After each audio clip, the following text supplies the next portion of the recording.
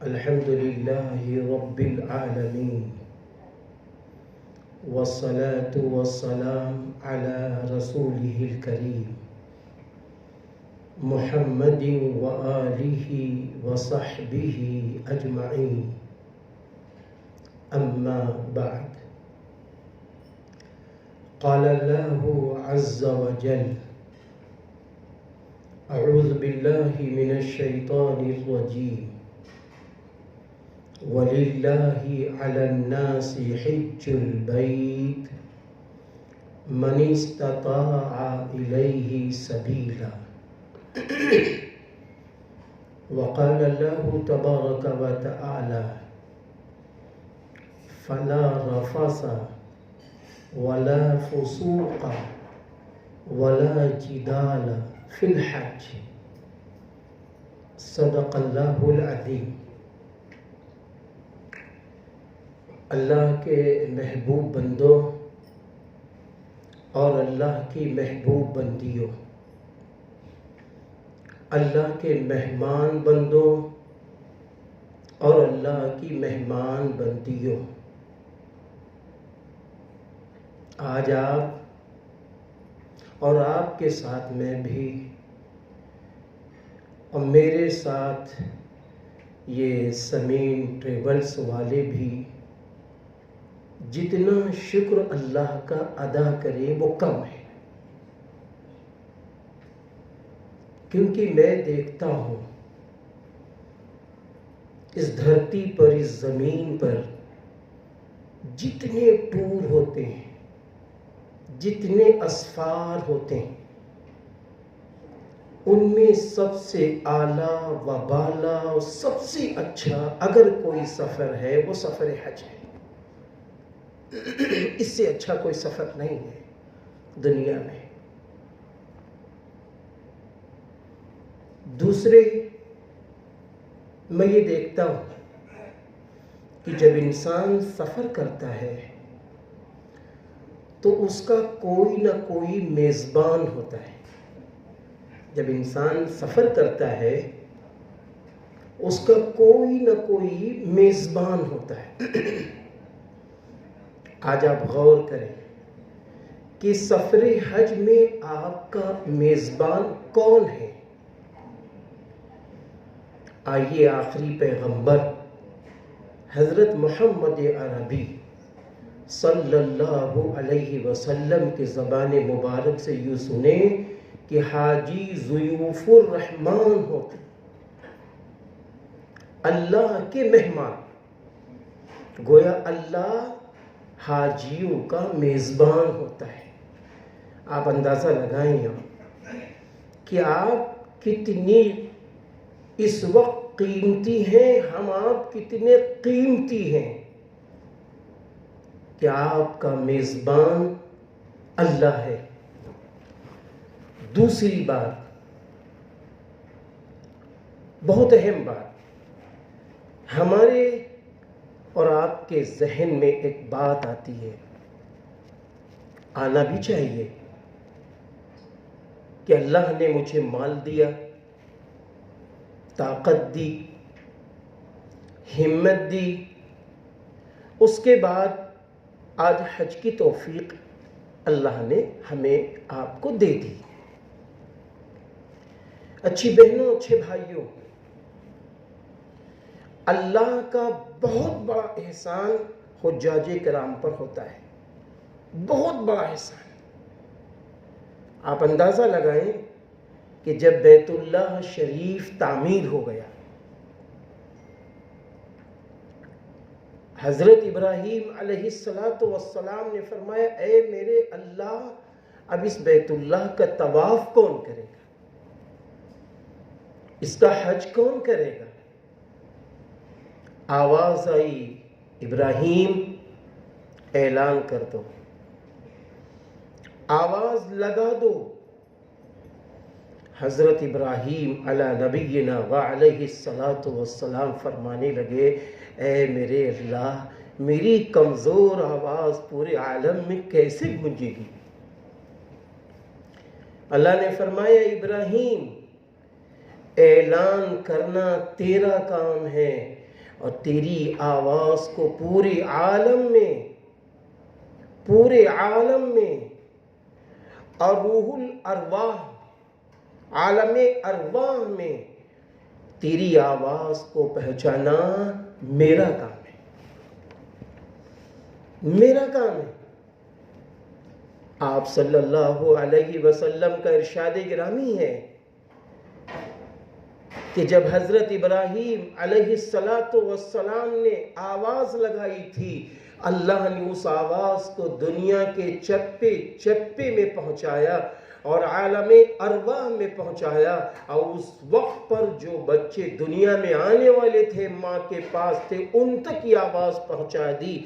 अब उस मौके पर जिसने एक बार लब्बैक कहा है वो एक हज करेगा, जिसने 2 बार लब्बैक कहा है वो 2 हज करेगा, और जिसने 3 बार लब्बैक कहा वो 3 हज करेगा।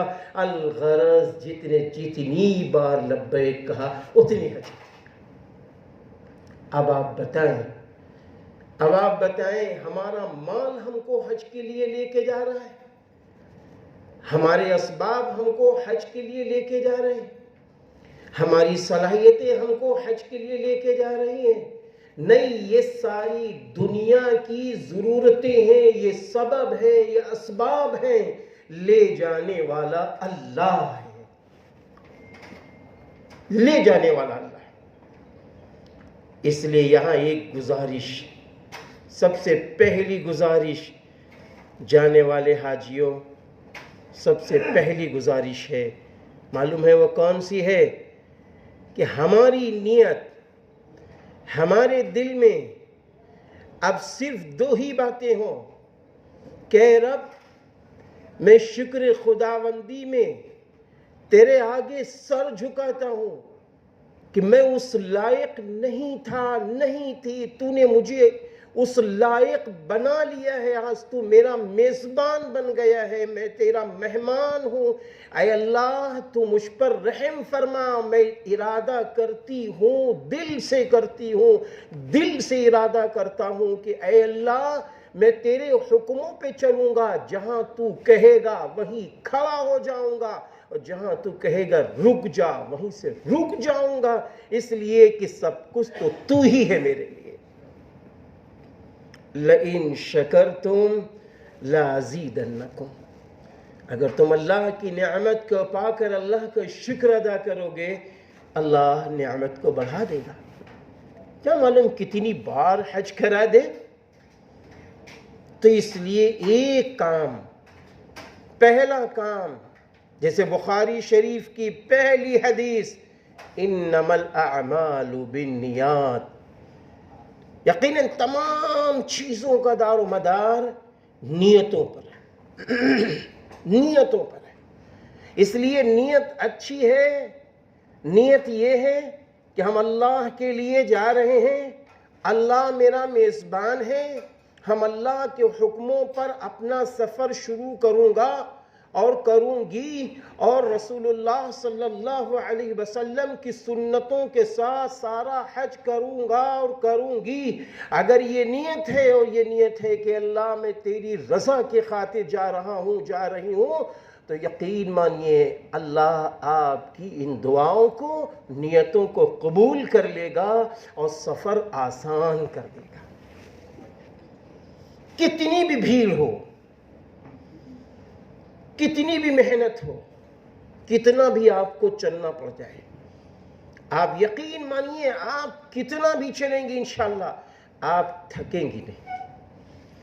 मैं सच कहता हूँ, 2017 में जब अल्लाह मुझे हज के लिए ले गया, हज हाउस में मुस्तकिल रहता हूँ हाजियों की खिदमत में नदवतुल उलमा की जानिब से। माशाअल्लाह मेरी बहनों, मेरे भाइयों, मैं सच कह रहा हूँ, मैंने उन हाजियों को देखा है जिनको उनके चाहने वाले पकड़ कर लाए थे, 2 लोगों के सहारे से आए थे, और खादिम जो वहाँ पर रहते हैं उन्होंने बस पे 2 लोगों के सहारे से वो बस पर चढ़े।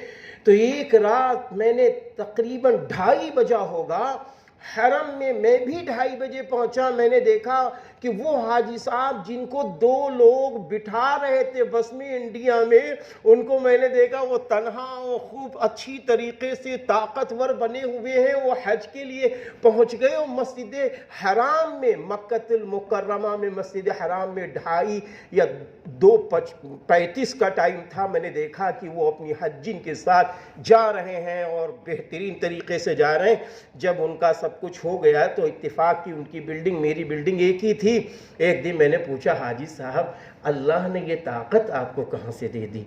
आप तो वहाँ हज हाउस में जब बैठ रहे थे तो रियाल नहीं गिन पा रहे थे। मैंने खुद देखा कि आप रियाल नहीं गिन पा रहे थे और यहाँ आपकी ये कैफियत। कहने लगे कि यहाँ हम आए तो हमने कहा, अल्लाह मियाँ अब जब तुम बुलाई लिए हो तो ताकतों दे दो, रहमतों दे दो, हम हज कर लें आसानी से। और दूसरे हम जमजम पियत हैं तो यही दुआ मांगत हैं, अल्लाह मियाँ खूब ताकत दे दो, बस हम हज आसानी से कर लें। ऐसी ताकत मिल गई कि हम कई तवाफ रोज करते थे। तो देखो भाई, मसला नियतों पर है, मसला नियतों पर है। मसला हज के 5 दिन का नहीं है, मसला उम्रे के 4 कामों का नहीं है। मसला सबसे पहला नियतों पर है। एक नहीं, हजारों, लाखों, अरबों, खरबों इंसान, करोड़ा करोड़ के मालिक। एक साहब तो ऐसे हैं जिन्होंने 4 या 5 लोगों को हज कराया, हज कराया, खुद दुनिया से बेहाजी बनकर गए।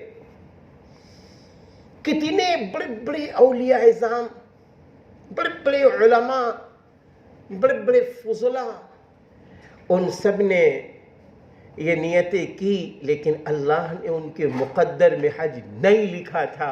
अल्लाह ने उनके मुक़द्दर में हज नहीं लिखा था। वो हज का तसव्वुर लेके दुनिया से चले गए।